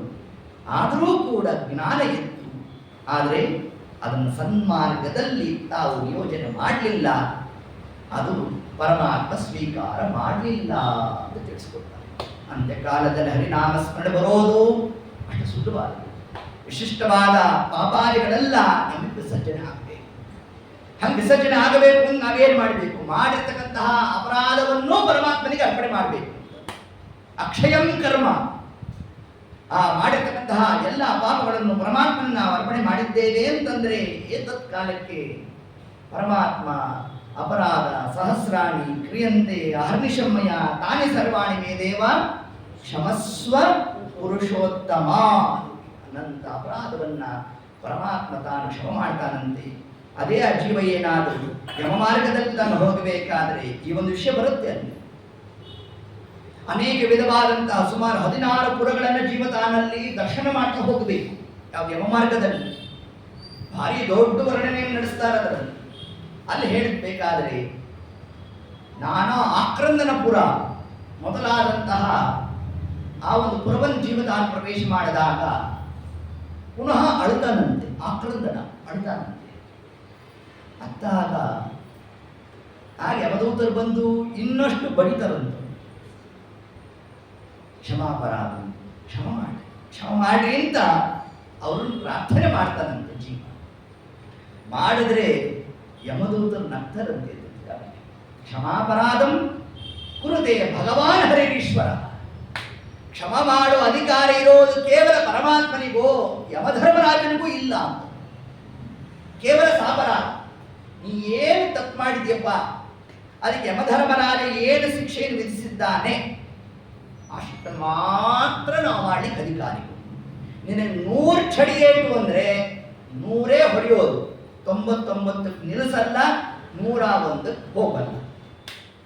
99 ಯಾಕೆ ನಿಲ್ಲಿಸೋಲ್ಲ? ಲಂಚ ಇಲ್ಲ, ಅದಕ್ಕೆ ನಿಲ್ಲಿಸೋದು. 101ಕ್ಕೂ ಅದಕ್ಕೆ ಎಷ್ಟಿದೆಯೋ ಕೇವಲ ಆಜ್ಞಾಧಾರಕರಾಗಿದ್ದೇವೆ ಹೊರತಾಗಿ ನಾವು ಮಾಡಿರ್ತಕ್ಕಂತಹ ಅಪರಾಧವನ್ನು ಕ್ಷಮ ಮಾಡತಕ್ಕಂಥದ್ದು ಅದು ಕೇವಲ ಪರಮಾತ್ಮ ಮಾತ್ರ. ಅಂತಹ ದೇವರನ್ನ ಸ್ಮರಣೆ ಮಾಡತಕ್ಕಂತಹ ಜನ್ಮ ಏನು ಪ್ರಾಪ್ತಿ ಆಗಿತ್ತು? ವಯಂ ತೇ ತತ್ವ ಕಾಮಾಯ ಮಹಾವೈತನ್ಯ. ಮುಂದೆ ಆ ಜೀವ ತಾನು ಸುಕೃತಂ ಕಿಲ ಮಾತ್ರ ತುಲ್ಯ. ಯಾಕೆ ವಿಜೇಂದ್ರ ಸ್ವಾಮಿಗಳು ಒಂದು ಎಳ್ಳಿನ ಗಾತ್ರದಷ್ಟಾದರೂ ಪುಣ್ಯ ಸಂಪಾದನೆ ಮಾಡಿಕೊಳ್ಳ್ರಿ ಅಂತ ಯಾಕೆ ತಿಳಿಸ್ತಾ ಇದ್ದಾರೆ ನಮಗೆ ಅಂತಂದ್ರೆ, ಯಾಕೆ ಪುಣ್ಯ ಸಂಪಾದನೆ ಮಾಡಬೇಕು? ಅದರಿಂದ ಏನು ಪ್ರಯೋಜನ? ಇಲ್ಲೇನೋ ದೇವರು ನಮಗೆ ಕಾರ್ ಕೊಟ್ಟ, ಮನೆ ಕೊಟ್ಟ, ಮತ್ತೊಂದೇನೋ ಐಶ್ವರ್ಯ ಕೊಟ್ಟ, ಅದಕ್ಕೋಸ್ಕರ ಪುಣ್ಯ ಅಂತ ಅಲ್ರಪ್ಪ. ಆ ಪುಣ್ಯ ಎಲ್ಲಿ ವಿನಿಯೋಗ ಆಗಬೇಕಾಗಿದೆ ಅಂತಂದ್ರೆ ಅದಕ್ಕೆ ತಿಳಿಸ್ತಾರೆ, ವಯಂತೆ ತತ್ಕಾಮಾಯ ಮಹಾವೈತರಣಿ ನದಿ. 5.5 ತಿಂಗಳಲ್ಲಿ ಜೀವ ತಾನು ಆ ಒಂದು ವೈತರಣಿ ನದಿಯನ್ನು ದಾಟಬೇಕಾದರೆ ಅದರ ತೀರಕ್ಕೆ ಹೋಗಿ ನಿಲ್ತಾನೆ. ನಿಂತಾಗ ನಾವಮಾದಾಯ ಒಬ್ಬ ನಾವಿಕ ಬರ್ತಾನೆ. ಬಂದಲ್ಲಿ ಏನ್ ಕೇಳ್ತಾನೆ? ಸಂಪ್ರಾಪ್ತೆ ಯದಿತೆ ಪುಣ್ಯಮೀದೃಶಂ. ಏನಪ್ಪ ಪುಣ್ಯದ ಟಿಕೆಟ್ ಇದೆಯಾ ನಿನ್ನ ಹತ್ರ ಅಂತ ಕೇಳ್ತಾನೆ. ಪುಣ್ಯದ ಟಿಕೆಟ್ ತೋರಿಸಿದ್ರೆ ದೋಣಿ ಹತ್ತಿಸ್ತಾನಂತೆ, ತೋರಿಸಿಲ್ಲ ಅಂದ್ರೆ ಅದರಲ್ಲಿ ಬೀಳ್ಬೇಕು. ಇದು ಗರುಡ ಪುರಾಣದಲ್ಲಿ ತಿಳಿಸಿರ್ತಾರೆ. ಅದಕ್ಕೆ ವಿಜೇಂದ್ರ ಸ್ವಾಮಿಗಳು ಮೊದಲಿಗೆ ನಮಗೆ ಎಚ್ಚರಿಕೆಯನ್ನು ಕೊಡ್ತಾ ಇದ್ದಾರೆ. ತಿಲ ಮಾತ್ರ ಒಂದು ಎಳ್ಳಿನಷ್ಟಾದರೂ ಪುಣ್ಯ ಸಂಪಾದನೆ ಮಾಡಿಕೊಂಡಿರೋ ಅದರ ಫಲ ಏನು ಗೊತ್ತೇನು? ಮುಂದೆ ಆ ವೈತರಣಿ ನದಿಯನ್ನು ದಾಟಬೇಕಾದರೆ ಒಬ್ಬ ನಾವಿಕ ಬರ್ತಾನಪ್ಪ. ಬಂದು ಕೇಳ್ತಕ್ಕಂಥದ್ದೇನು? ನೀನು ಗೋದಾನ ಮಾಡಿದ್ಯಾ? ಅದೇನು ಕೇಳೋದೇನು? ಕೇಳ್ತಕ್ಕಂಥದ್ದು ಯಾವುದು? ಪುಣ್ಯ ಮೀದೃಶ ಯದಿ ಸಂಪ್ರಾಪ್ತಿ. ಏನಾದರೂ ಪುಣ್ಯ ಸಂಪಾದನೆ ಮಾಡಿತ್ತು ಅಂತಂದ್ರೆ ಅದನ್ನು ತೋರಿಸು, ನಾ ದಾಟಿಸುತ್ತೇನೆ. ನಮ್ಮಲ್ಲೇ ಪುಣ್ಯ ಏನಾರಿತ್ತು ಅಂತಂದ್ರೆ ಇಲ್ಲಿ ಮಗನಾದವನು ಗೋದಾನ ಮಾಡದೇ ಇರಲಿ, ನಾವು ದಾಟ್ತೀವಿ. ನಮ್ಮಲ್ಲಿ ಪುಣ್ಯ ಇಲ್ಲ ಅಂತಂದ್ರೆ ಇಲ್ಲಿ ಮಗನಾದವನು ಗೋದಾನ ಮಾಡಿದ್ರೂ ನಾವು ದಾಟೋದು. ಇಷ್ಟು ಅಂಶ. ಅದರಿಂದ ಹಾಗಾದ್ರೆ ಮಗ ಅನ್ಕೊಂಡ, ನಮ್ಮಪ್ಪ ಹುಟ್ಟಿದಾರಭ್ಯ ಒಂದು ದಿವಸ ದೇವ್ರ ಪೂಜೆ ಮಾಡಿಲ್ಲ, ನಮಸ್ಕಾರ ಮಾಡಿಲ್ಲ, ಏನೇನಿಲ್ಲ, ಏನು ಪ್ರಯೋಜನ ಇಲ್ರಿ, ನಾವು ಸುಮ್ಮನೆ ಮಾಡಿದ್ರು ವೇಸ್ಟ್ ಆಗೋಗುತ್ತೆ, ಅದರಿಂದ ನಾ ಏನು ಮಾಡೋದು ಬೇಡ ಅಂತ ಅನ್ಲಿಕ್ಕೆ ಅವಕಾಶ ಕೊಟ್ಟಿಲ್ಲ ಶಾಸ್ತ್ರ. ಅಲ್ಲ ಮಾಡಿದ್ರೆ ವೇಸ್ಟ್ ತಾನೆ, ಯಾರು ಅಂದಿದ್ದು ವೇಸ್ಟ್ ಅಲ್ರಿ? ನೀವೇ ಈಗ 1 ನಿಮಿಷದಿಂದ ಹೇಳಿದ್ರಲ್ಲ ಅಂತಂದ್ರೆ ನಿನ್ನ ಸಾಧನೆ ನೀನು ಮಾಡು, ಫಲ ನಾನು ಕೊಡ್ತೇನೆ ಅಂತ ಪರಮಾತ್ಮ. ಕರ್ಮಣ್ಯೆ ವಾಧಿಕಾರಸ್ತೆ ಮಾ ಫಲೇಶು ಕದಾಚನ. ನೀನು ಗೋದಾನ ಮಾಡಿದ್ದರ ಫಲ ಅದಕ್ಕೆ 100ಕ್ಕೆ 100ರಷ್ಟು ಪುಣ್ಯ ಬರೀ ಆ ಪಿತೃಗಳಿಗೆ ಹೋಗಲ್ಲ, ಅರ್ಧ ಭಾಗ ಮಾಡಿಬಿಡ್ತಾನೆ ಪರಮಾತ್ಮ. ಅರ್ಧ ಕರ್ತೃವಿಗೆ ಕೊಡ್ತಾನೆ, ಇನ್ನರ್ಧ ಆ ಜೀವನಕ್ಕೆ ಕೊಡ್ತಾನೆ. ಆದ್ದರಿಂದ ನಮ್ಮ ಭಾಗದ ಕರ್ತವ್ಯವನ್ನು ನಾವು ಮಾಡಿರಬೇಕು. ನಾವು ಒಂದಿಷ್ಟು ಪುಣ್ಯದ ಸರಕನ್ನು ಇಟ್ಕೊಂಡಿರಬೇಕು ಅಂತ ತಿಳಿಸ್ತಾರೆ. ರವಿನಂದನ ಕೇಳಿದ ಉತ್ತರ ಪಡೆ ವಿವರ ಸರಕು ಒಂದಾದರಿಲ್ಲ, ಹಾಗೆ ಮಾಡಾರಯ್ಯ ಕೃಷ್ಣ ಹೋಗುತ್ತಿದೆ ಆಯು ವ್ಯರ್ಥ ಅಂದ್ರು ನೋಡಿ. ಯಾರು? ಗೋಪಾಲದಾಸರು ಇದೇ ಶಬ್ದ ಯಥಾವತ್ ತಗೊಂಡ್ರು. ಪುಣ್ಯ ಮೀದೃಶಂ ಕಿಂಚಿತ್ ಏನಾದ್ರು ಪುಣ್ಯ ಇದೆಯಪ್ಪ, ಇಡೀ ಒಂದು ವತ್ಸರ ಒಂದು ಸಂವತ್ಸರದಲ್ಲಿ ಕಿಂಚಿತ್ತೂ ನೀವು ಪುಣ್ಯ ಮಾಡಲಿಲ್ಲ ಅಂತಂದ್ರೆ ಮುಂದೆ ರವಿನಂದನ ಕೇಳಿದರು ಉತ್ತರ ಕೊಡಿ. ನೋಡಿ ಈ ಶಬ್ದಕ್ಕೆ ಗೋಪಾಲದಾಸರು ಹೇಳಿದ್ರು ಯಾವ ಶಬ್ದವನ್ನು? ರವಿನಂದನ ಕೇಳಿದರು ಉತ್ತರ ಕೊಡೆ. ಯಾರು ರವಿನಂದನ ಅಂದ್ರೆ? ಯಾರು? ಅಲ್ವಾ, ಯಮಧರ್ಮರಾಜ. ರವಿನಂದನ ಅಂದ್ರೆ ಯಾರು? ಯಾಕ್ರಿ ಆಚಾರ್ಯ 2 ಸತಿ ಕೇಳ್ತೀರ? ರವಿನಂದನ ಯಮಧರ್ಮರಾಜ ಸತ್ಯ, ರವಿನಂದನ ರಾಮಚಂದ್ರ. ಹೌದು, ರವಿ ಸೂರ್ಯ, ನಂದನ ವಂಶದಲ್ಲಿ ಬಂದಿರ್ತಾರೆ. ಸೂರ್ಯ ವಂಶದಲ್ಲಿ ಬಂದಿರತಕ್ಕಂಥವ್ರು ಯಾರು? ಸಾಕ್ಷಾತ್ ರಾಮದೇವರು. ಯಮಲೋಕದ ಆಧಿಪತ್ಯ ಯಾರು ಮಾಡ್ತಾ ಇದ್ದಾರೆ? ರಾಮದೇವರು ಮಾಡ್ತಾ ಇದ್ದಾರೆ. ಯಮನೆಲ್ಲೋ ಕಾಣಿನೆಂದು ಹೇಳಬೇಡ, ಯಮನೇ ಶ್ರೀರಾಮಚಂದ್ರ ಸಂದೇಹ ಬೇಡ ಅಂತ ನಮಗೆ ತಿಳಿಸ್ತಾರೆ.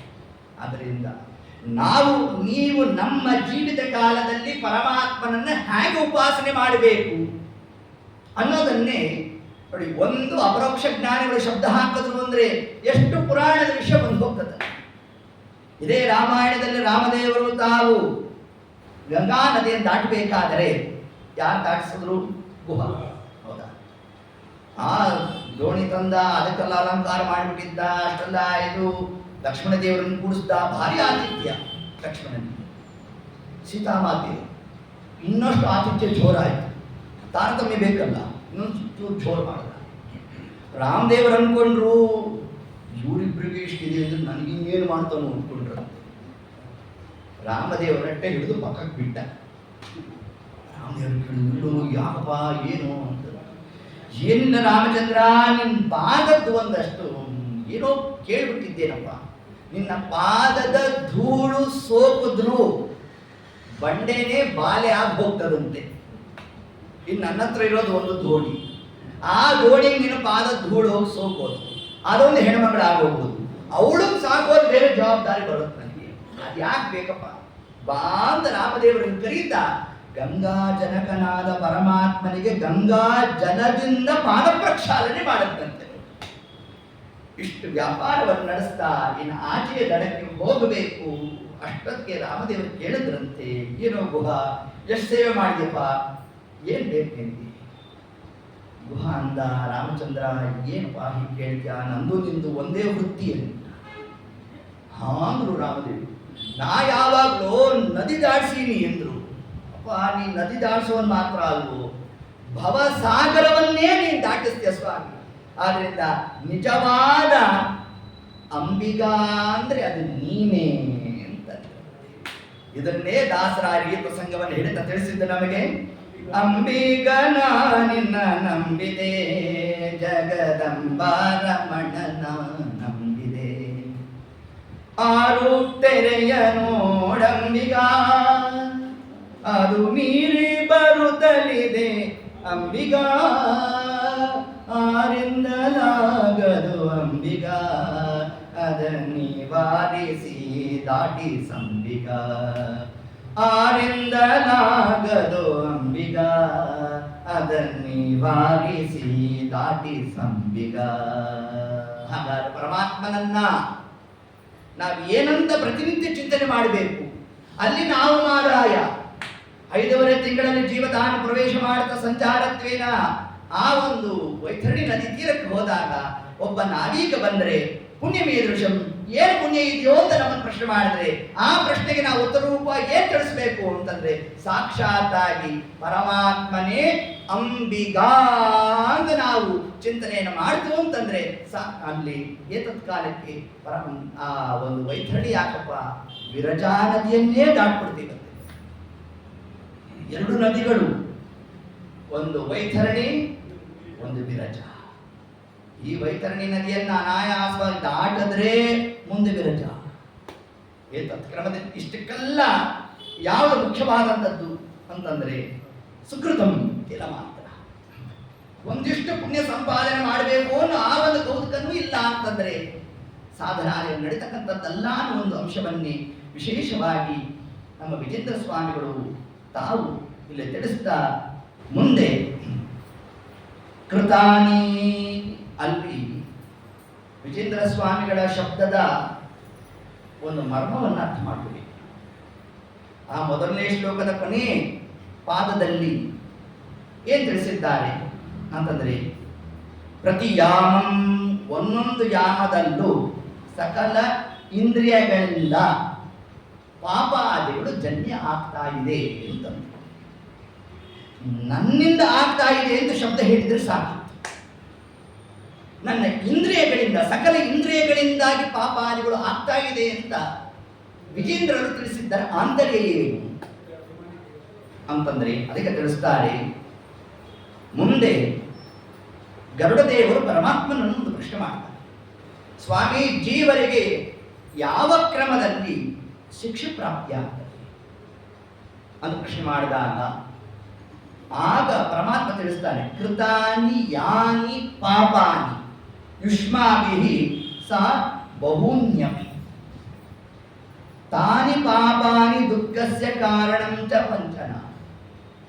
ನಮ್ಮ ಯಾವ ಇಂದ್ರಿಯ ತಪ್ಪು ಮಾಡಿದೆಯೋ ಆ ಇಂದ್ರಿಯಕ್ಕೆ ಶಿಕ್ಷೆ ಅಂತ. ಅದನ್ನ ವಿಜೇಂದ್ರ ಸ್ವಾಮಿಗಳು ಇಲ್ಲಿ ತಾವು ಸೂಚನೆ ಕೊಡ್ತಾ ಇದ್ದಾರೆ. ಸಕಲ ಇಂದ್ರಿಯ, ಸಮಸ್ತವಾದ ಇಂದ್ರಿಯಗಳಿಂದ ಅಕಾರ್ಯಗಳು ನಡೀತಾ ಇದೆ ಅಂತ ಹೇಳಿದ್ದರ ತಾತ್ಪರ್ಯ, ಯಾವ ಯಾವ ಇಂದ್ರಿಯಗಳು ನಾವೇನಾದ್ರು ಎಡಗೈಯಿಂದ ಯಾರ್ದಾದ್ರೂ ಒಂದು ಪದಾರ್ಥವನ್ನು ಕದ್ದಿದ್ವಿ ಅಂತಂದ್ರೆ ಎಡಗೈಗೆ ಶಿಕ್ಷೆ, ಬಲಗೈಗೆ ಶಿಕ್ಷೆ ಇಲ್ಲ. ಕಣ್ಣಿಂದ ಏನಾರು ತಪ್ಪು ಮಾಡಿದ್ವಿ ಅಂತಂದ್ರೆ ಕಣ್ಣಿಗೆ ಶಿಕ್ಷೆ, ಕಾಲಿನಿಂದ ಯಾರು ಒದ್ದಿದ್ದೇವೆ ಅಂತಂದ್ರೆ ಕಾಲಿಗೆ ಶಿಕ್ಷೆ. ಅದಕ್ಕೆ ಕೃತಾನಿ ಯಾನಿ ಪಾಪಾನಿ, ನಮ್ಮ ಯಾವ ಇಂದ್ರಿಯ ತಪ್ಪನ್ನು ಮಾಡಿದ್ದೆ, ದೋಷವನ್ನ ತಾನು ಮಾಡಿರೋದು ಯುಷ್ಮಾಮಿ, ಆ ಇಂದ್ರಿಯಕ್ಕೆ ಪರಮಾತ್ಮ ತಾನು ಶಿಕ್ಷೆಯನ್ನು ಕೊಡಿಸ್ತಾನೆ. ಇಷ್ಟು ಮಾತ್ರ ಅಲ್ಲ ನೋಡಿ, ಒಂದಾವರ್ತಿಯವನು ನರಕದಲ್ಲಿ ಯಾರಿಗೋ ಒದ್ದ ಅಂತ ಅನ್ಕೊಳ್ಳೋಣ, ಅವನಿಗೆ ಕುಂಭಿ ಭಾಗ ಮೊದಲಾದ ನರಕಾದಿಗಳ ಪ್ರಾಪ್ತಿ ಅಂತಲೇ ಅನ್ಕೊಳ್ಳೋಣ. ಇಷ್ಟಾದ ಮೇಲೆ ಯಮಧರ್ಮರಾಜ ಶಿಕ್ಷೆ ಕೊಡ್ತಕ್ಕಂತಹ ಕ್ರಮ ಏನು ಅಂತಂದ್ರೆ, ಈಗ ನಾನು 100ಕ್ಕೆ 100 ತಪ್ಪು ಮಾಡಿರೋನು, 100ಕ್ಕೆ 100 ಶಿಕ್ಷೆ ಯಮಲೋಕದಲ್ಲಿ ಇಲ್ಲ. 80ರಷ್ಟು ಮಾತ್ರ ಶಿಕ್ಷೆ ನಮಗೆಲ್ಲಿ ಯಮಲೋಕದಲ್ಲಿ. ಇನ್ನು 20% ಫೆಸ್ಟಿವಲ್ ಆಫರ್ ಅಲ್ಲ, ಡಿಸ್ಕೌಂಟು ಅಲ್ಲ, ಮತ್ತೇನದು ಇಲ್ಲಿಗೆ ಬರಬೇಕು. ಇಲ್ಲಿಗೆ ಬಂದಾಗ ಏನೇನು ಪಾಪ ಮಾಡಿರ್ತೇನೆ, ಯಾವ ನರಕದಲ್ಲಿ ಬಿದ್ದಿರ್ತೇನೆ, ಆ ನರಕ, ಹಿಂದೆ ಮಾಡಿರ್ತಕ್ಕಂತಹ ಪಾಪ, ಅವೆರಡನ್ನ ಪರಮಾತ್ಮ ತಾಳೆಮೇಳ ಮಾಡುತ್ತಾ ಇಲ್ಲಿ ಯೋನಿ ರೋಧ ಪ್ರಾಪ್ತಿ. ಗೋಘ್ನಃ, ಗೋಹತ್ಯೆ ಮಾಡಿದ್ರೆ ಕುಬ್ಜಕಃ ಭವೇತ್, ವಿಕಾರ ಅಂಗಗಳು ಪ್ರಾಪ್ತಿಯಾಗುತ್ತಂತೆ. ಗೋಹತ್ಯೆ ಮಾಡಿದ್ರೆ ವಿಕಾರ. ಕನ್ಯಾಘಾತಿ, ಇವತ್ತಲ್ಲ ನಾವು ಪೇಪರು ಇದನ್ನೆಲ್ಲ ಓದ್ತಾ ಇದ್ದೇವೆ, ಆ ಕಾರ್ಯವನ್ನು ನಡೆಸ್ತಾ ಇದ್ದಾರೆ. ಹಾಗೇನಾರು ಅಂತಹ ಕಾರ್ಯದಲ್ಲಿ ಯಾರು ಪ್ರವೃತ್ತರಾಗಿತ್ತು ಅಂತಂದ್ರೆ ಪುಷ್ಟಿ ಭವೇ, ಕುಷ್ಠರೋಗ ಬರುತ್ತಂತೆ ಮುಂದಿನ ಜನ್ಮ. ಬ್ರಹ್ಮಾಹ, ಬ್ರಾಹ್ಮಣ ಹತ್ಯೆಯನ್ನು ಮಾಡಿತ್ತು ಅಂತಂದ್ರೆ ಕ್ಷಯರೋಗಿ ಭವಿತ್. ತ್ರಯ ಚಂಡಾಲಗಿ, ಚಂಡಾಲತ್ವ ಪ್ರಾಪ್ತಿಯಾಗುತ್ತಂತೆ. 3 ಮಂದಿಯೂ ಚಂಡಾಲತ್ವ ಪ್ರಾಪ್ತಿಯಾಗಬೇಕು. ಮತ್ತು ಇಂತಿಂತಹ ರೋಗಾದಿಗಳಿಂದ ಯಾರು ಇಂತಹ ಕಾರ್ಯವನ್ನು ನಡೆಸುತ್ತಾರೆ ಅವರಿಗೆ ಇಂತಹ ದುಃಖ, ಇಂತಹ ನರಕ, ಇಂತಹ ಜನ್ಮ, ಇಂತಹ ರೋಗ.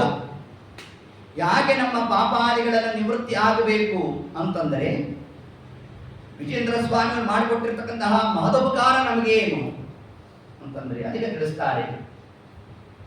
ಒಂದು ರೋಗ ನಮ್ಮ ದೇಹದಲ್ಲಿ ಬಂದಿದೆ ಅಂತಂದ್ರೆ ಸುಮ್ಮನೆ ಬರುವಲ್ಲ. ಜನ್ಮಾಂತರ ಕೃತಂ ಪಾಪಂ ವ್ಯಾಧಿ ರೂಪೇಣ ಬಾಧತೆ. ಈ ಜನ್ಮದಲ್ಲಿ ನಮ್ಗೆ ಏನಾದ್ರು ಕೆಮ್ಮಿದ್ದೇವೆ ಅಂತಂದ್ರೆ ಅಂತ ಇಟ್ಕೊಳ್ಳಿ, ಸುಮ್ಮನೆ ಕೆಮ್ಮಲಿಲ್ಲ, ಹಿಂದಿನ ಜನ್ಮದ ಲೆಕ್ಕ ಚುಕ್ತ. ಹಿಂದಿನ ಜನ್ಮದಲ್ಲಿ ಯಾರಿಗೋ ಮೆಣಸಿನಕಾಯಿ ಘಾಟ್ ಹಾಕಿದ್ವಿ, ಅದಕ್ಕೆ ಈ ಜನ್ಮದಲ್ಲಿ ದೇವ್ರು ಕೆಮ್ಮಿಸ್ತ. ಎಷ್ಟು ಪರಮಾತ್ಮನ ವ್ಯಾಪಾರ. ಇಂತಹ ಅನೇಕ ದೋಷಗಳು ಪರಿಹಾರ ಆಗಬೇಕಾದರೆ ಇಂತಹ ಅಪರೋಕ್ಷ ಜ್ಞಾನಿಗಳಿಂದ ಏನು ಆ ಒಂದು ವಿಶಿಷ್ಟವಾಗಿರ್ತಕ್ಕಂತಹ ಸ್ತೋತ್ರವನ್ನು ತಾವು ಕೊಟ್ಟಿರ್ತಾರೆ, ಆ ಸ್ತೋತ್ರದ ಪಾರಾಯಣ, ಅದರ ಚಿಂತನ, ಅದರಲ್ಲಿರ್ತಕ್ಕಂತಹ ವಿಶೇಷಾಂಶದ ಒಂದು ಮನನಾದಿಗಳು ಮತ್ತು ಇಂತಹ ಕಥಾಶ್ರವಣದಿಂದ ಮುಂದೆ ಅದೇ ವಿಷಯವನ್ನೇ ತಗೊಂಡು ಆ ವಿಜೇಂದ್ರ ಸ್ವಾಮಿ ಇಂತಹ ನರಕಾದಿಗಳಿಂದ ಪಾರಾಗಬೇಕಾದರೆ ಯಾಕೆ ಅದ್ಯಾಪಿ ನಮಗೆ ಇಂತಹ ದುಃಖಾದಿಗಳು, ಈ ರೋಗಾದಿಗಳಲ್ಲಿ ಯಾಕೆ ಜನ್ಯ ಆಗ್ತಾ ಇದೆ ಅಂತಂದ್ರೆ ಅದಕ್ಕೆ ವಿಜೇಂದ್ರ ತಿಳಿಸ್ತಾರೆ. ನಾಶಿರಃ ನಾಶಿರಶ್ಚದ ತೇಷಮೇ ಕದಾಪಿ ಶ್ರುತಿ ಜಾನಂದ ಭರೇಣ ಸದ್ಗುಣಾನ. ಯಾರ ತಲೆ ಹರಿಕಥಾ ಶ್ರವಣ ಮಾಡ್ತಾ ತೂಗಿಲ್ಲ, ಆನಂದ ಪಟ್ಟಿಲ್ಲ, ಅಂತವರಿಗೆ ನರಕಾದಿಗಳು ಅಂತ ತಿಳಿಸ್ತಾರೆ. ಪರಮಾತ್ಮನ ಕಥಾಶ್ರವಣ ಮಾಡಬೇಕು ಅಂತ ನಮಗೆ ಸಂಕಲ್ಪ ಬಂತು ಅಂದ್ರೇನೆ ಎಷ್ಟೋ ಜನ್ಮದ ಸಾಧನೆ ಅಂತ ತಿಳ್ಕೊಂಡ್ಬಿಟ್ಟು. ಇಲ್ಲಿ ಯಾರು ನಿಂತ್ಕೊಂಡು ಟಿಕೆಟ್ ಹರಿತಾ ಇದ್ದಾರ, ಒಳಗಡೆ ಪ್ರವೇಶ 100 ರೂಪಾಯಿ 500 ರೂಪಾಯಿ ಅಂತ ಯಾರು ಹೇಳಿದ್ದಾರ? ಯಾರು ಹೇಳಿಲ್ಲ. ಎಷ್ಟು ಮಂದಿ ಬರ್ತೀವಪ್ಪ? ಇಲ್ಲ ಪರವಾಗಿಲ್ಲ. ಇನ್ನು ಕೆಲವೊಂದು ಕಡೆ ನಾವು ಪ್ರಾಣದೇವರು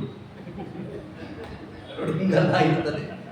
ಹಿಂಗೆಲ್ಲ ಕ್ರಮ ಆಗೋದ್ರೆ ಯಾಕೆ ಆ ಪಾಪ ಇಡಿಸೋರ್ಗೊಂದು ಉತ್ಸಾಹ, ಏನೋ ಒಂದು ಸನ್ನಿಧಾನ ವಿಶೇಷ ಆಗಲಿ ಅಂತ ಇಡಿಸಿರ್ತಾರೆ. ಸರಿ, ನಮ್ಮ ಸಾಧನೆ ಆಗಬೇಕು, ನಾವು ಹೋಗಿರ್ಬೇಕು. ಆದರೆ ಶ್ರೋತೃವರ್ಗ ಯಾರ್ಯಾರು ಇರೋದಿಲ್ಲ.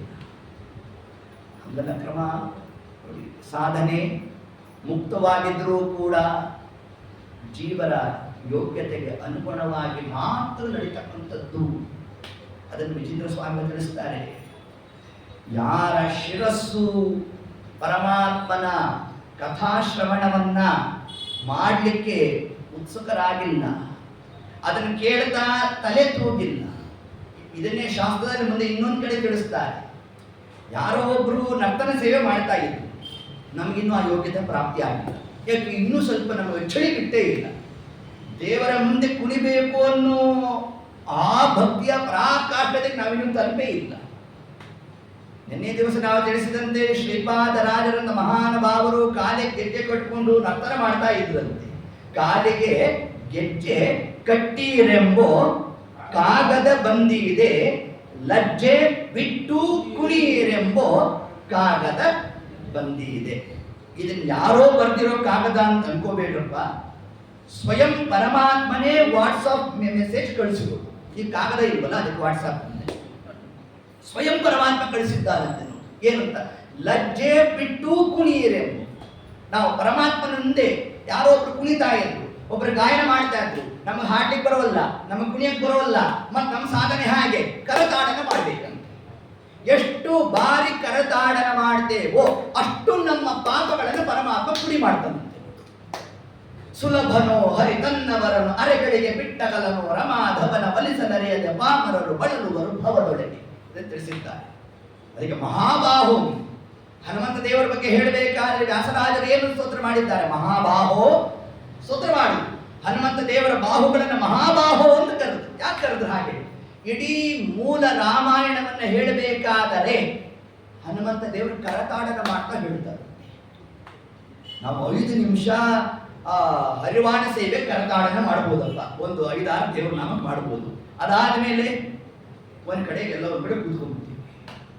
ಆದ್ರೆ ಹನುಮಂತ ದೇವರ ಕ್ರಮ ಹೇಗೆ? ಸ್ವಾನಂದ ಹೇತೋ ಭಜತಾಂ ಜನಾನಾಂ ಮಗ್ನ ಸದಾ ರಾಮ ಕಥಾ ಸುಧಾಯಾಂ ಅಸಾವಿಧಾನೀಂ ಜನಿಷೇವ ಮಾಡೋ ರಾಮಂ ಪತಿಂ ಇಂ ಪುರುಷೇ ಕಿಲಾಸ್ತೆ. ಹೀಗೆ ಪರಮಾತ್ಮನ ವಿಷಯಕವಾಗಿ ನಮ್ಮಲ್ಲಿ ವಿಶಿಷ್ಟವಾಗಿರ್ತಕ್ಕಂತಹ ಆ ಒಂದು ಭಕ್ತಿಯ ಪರಾಕಾಷ್ಠತೆ ನಾವು ತಲುಪಬೇಕು ಅಂತಂದ್ರೆ ಅದಕ್ಕಿರ್ತಕ್ಕಂಥ ಏಕೈಕ ಒಂದು ಉಪಾಯ ಅಂತಂದ್ರೆ ಅದು ನಾವು ಹರಿನಾಮ ಸ್ಮರಣೆಯಲ್ಲಿ ವಿಶೇಷವಾಗಿ ತೊಡಗಬೇಕು.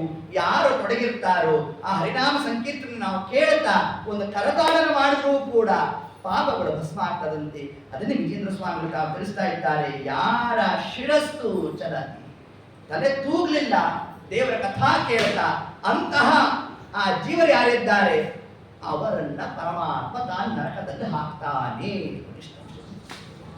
ಅಪಿತು ಅಂದು ದೇವರ ವಿಷಯಕವಾಗಿ ತಲೆ ತೂಗಲ್ವಂತೆ.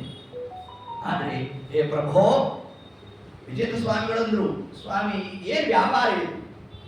ನಿನ್ನ ವಿಷಯಕವಾಗಿ ಯಾವ ನಿನ್ನ ನಾಮಸ್ಮರಣೆಯನ್ನು ಮಾಡಿದ್ರೆ ತವ ಕಥಾಮೃತಂ ತಪ್ತ ಜೀವನಂ ಕವಿಭಿರೀಡಿತಂ ಕಲ್ಮಷಾಪಹಂ. ದಶಮಸ್ಕಂದ ಗೋಪಿ ಗೀತಾ, ಅದರಲ್ಲಿ ಆ ಎಲ್ಲ ಗೋಪಿಕಾಸ್ತ್ರೀಯರು ಕೃಷ್ಣನ ಬಗ್ಗೆ ತಾವು ಸ್ತೋತ್ರ ಮಾಡ್ತಾ, ಕೃಷ್ಣ ತವ ಕಥಾಮೃತಂ ತಪ್ತ ಜೀವನ. ಏನು ಈ ಒಂದು ತಾಪತ್ರಯಗಳಿಂದ ನಾವು ಕುಡಿದ್ದೇವು, ಕೃಷ್ಣ ಇದರಿಂದ ಪಾರಾಗಬೇಕಾದ್ರೆ ಅದಕ್ಕಿರ್ತಕ್ಕಂಥ ಏಕೈಕ ಉಪಾಯ ಯಾವುದು ಅಂತಂದ್ರೆ ತವ ಕಥಾ. ನೀನು ಕಥಾಶ್ರವಣ ಮಾಡಿಬಿಟ್ಟು ಅಂತಂದ್ರೆ ಕಲ್ಮಷಾಪಂ, ಎಲ್ಲ ದೋಷಗಳು ತತ್ಕಾಲದಲ್ಲಿ ಭಸ್ಮ ಮಾಡಿಬಿಟ್ಟು ಸ್ವಾಮಿ. ಹೀಗೆ ಇಷ್ಟು ಪರಮಾತ್ಮನ ವಿಷಯಕವಾಗಿ ಹೇಳ್ತಾ ಇದ್ರು ಕೂಡ ದೇವರ ವಿಷಯದಲ್ಲಿ ನಮಗೆ ಆಸಕ್ತಿನೇ ಬರೋದು. ಪ್ರಭೋ, ವಿಜೇಂದ್ರ ಸ್ವಾಮಿಗಳು ಹೇಳ್ತಾ ಇದ್ದಾರೆ, ಅಪಿ ಏನ್ ಹೇಳ್ಬೇಕಾದ್ರೆ ದೇವರ ವಿಷಯದಲ್ಲಿ ತಲೆ ತೂಗಲ್ಲ. ಇನ್ನೊಬ್ರು ಬಂದು ದುರ್ಗುಣಾನಾಂ ಶ್ರವಣಾರ್ಥ, ನಿಮ್ಗೆ ಅವ್ರ ಬಗ್ಗೆ ಗೊತ್ತಲ್ಲ, ಏನು ಪತ್ರ ಕೊಟ್ಟೋಗ್ತೇವೆ. ಇದನ್ನು ಹೇಳ್ತಾರೆ ವಿಜೇಂದ್ರ ಸ್ವಾಮಿ. ಅಪಿತು ಪ್ರಭು ಬಂದು ದುರ್ಗುಣಾನ ಶ್ರವಣಾರ್ಥಂ ಚಲಿತಂ ಭವತ್ಯಶಂಕ. ಏನು ಇನ್ನೊಬ್ಬರ ಬಗ್ಗೆ ಮಾತಾಡ್ತಾ ಇದ್ದಾರೆ ಅಂದ್ರೆ ಅದನ್ನು ಕೇಳೋ ಒಂದು ಕುತೂಹಲ ನಮ್ಮ ಕಿವಿಗಳಿಗೆ ಏನು ಪ್ರಾಪ್ತವಾಗಿರುತ್ತೆ. ಹರಿಕಥಾಮೃತ ಶ್ರವಣ ಮಾಡಬೇಕಾದ್ರೆ ಆ ಉತ್ಸಾಹನೇ ನಮ್ಮಲ್ಲಿ ಕಾಣ್ತಾ ಇಲ್ಲ ಅಂತ ವಿಚೇಂದ್ರ ಸ್ವಾಮಿಗಳು ಇಷ್ಟು ಪ್ರಕಾರವಾಗಿ ತಾವೇನು ತಿಳಿಸಿಕೊಟ್ಟಿದ್ದಾರೆ.